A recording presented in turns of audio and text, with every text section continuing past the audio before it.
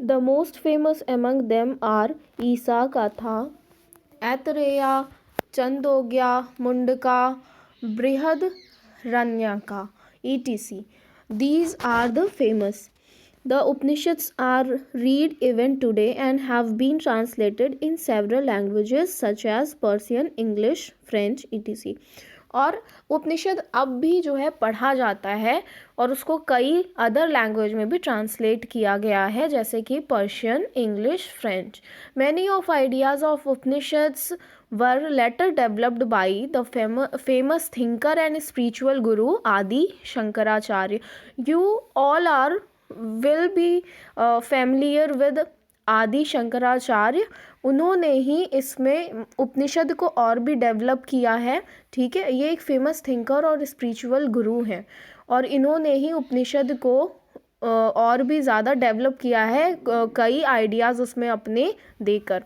अब let's move to teachings of the Upanishads. हम देखेंगे उपनिषद में क्या शिक्षा दी गई है. ठीक है, हमें क्या शिक्षा दी गई है उपनिषद के द्वारा.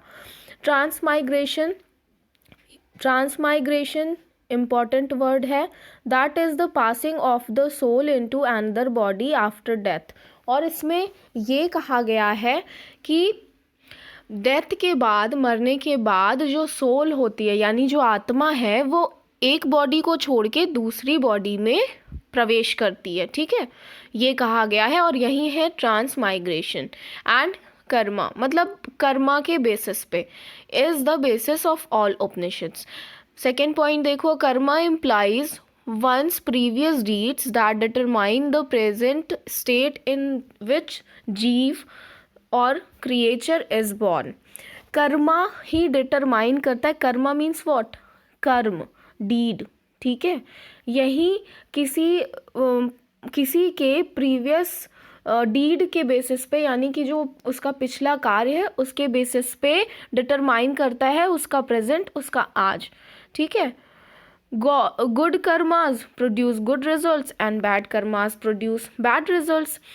जैसा कि हम सभी जानते हैं, अगर हम अच्छा करेंगे तो अच्छा रिजल्ट मिलता है और हम बुरा करेंगे तो बुरा रिजल्ट मिलता है. नेक्स्ट पॉइंट देखो, the soul itself is immortal but it has to go through an unending cycle of birth and death as a result of karmas. तीसरी बात इसमें क्या कही गई है कि जो आत्मा है वो तो अमर है, लेकिन ये जो बर्थ साइकिल है वो अनएंडिंग है, कभी ना खत्म होने वाला है. ठीक है, मरने के बाद आत्मा एक बॉडी को छोड़ती है और दूसरी बॉडी में प्रवेश करती है according to karma. Next point क्या कहता है, when a jiva dies it is the body that dies not the soul. जब कोई भी जीव मरता है तो वो उसका शरीर मरता है, ना कि वो आत्मा मरती है.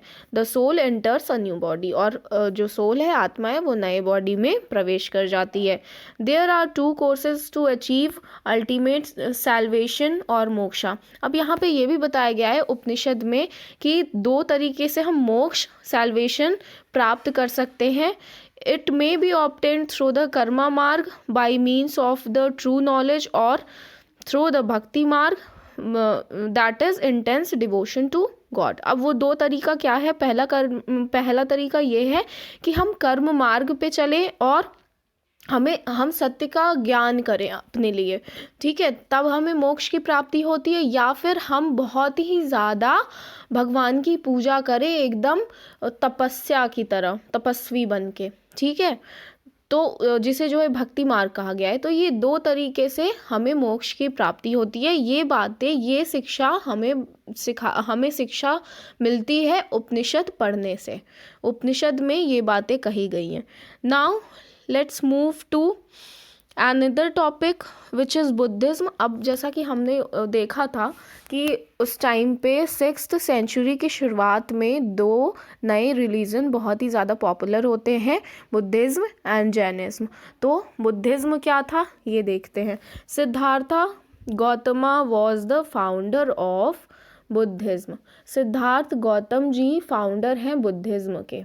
ही was the son of Shuddhodana the Sakyan king of Kapilavastu and his queen Maya. अब देखो, उनके फादर का नाम रहता है शुद्धोदना, जो कि शाक्यन डायनेस्टी से बिलोंग करते थे और कपिल वस्तु के किंग रहते हैं। और उनकी मदर का नाम रहता है Maya. He was born in Lumbini, undermark कर लो इस लाइन को, लुम्बिनी नेपाल में बॉर्न हुए थे 566 BCE में। Buddhism was founded in the late 6th century। Early life of Buddha देखते हैं कि उनकी अर्ली लाइफ कैसी थी।